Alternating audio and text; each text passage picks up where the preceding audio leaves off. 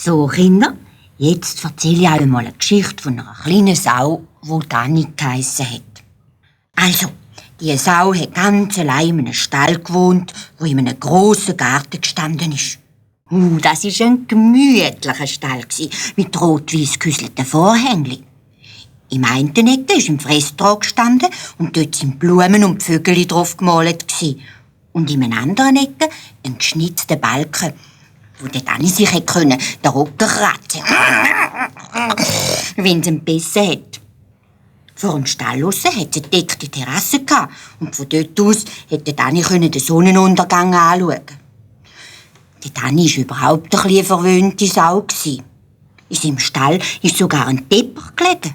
Ja, dass er nicht ab die Füsse friert. Es war zwar ein alter Teppich, aber er ist jeden Tag gestaubsaugert worden. Gell, das dünkt euch vielleicht ein bisschen gespässig, aber wisst ihr, der Dani hat einem alten Fräulein gehört. Fräulein Binkeli hat es geheissen. Und das hat Tierli schüli gern gehabt. Denkt, einmal hat dem Dani an einem Samstag bei Gost einen frischen Blumenstrauß in den Stall gestellt. Und was macht der Kerli? Gefressen hat er die schönen Blümchen. Du hättest Fräulein Binkeli aber mit dem geschumpfen. Hey, was hast du jetzt da wieder gemacht, Dani? Die Blümchen sind zum Anschauen, nicht zum Fressen.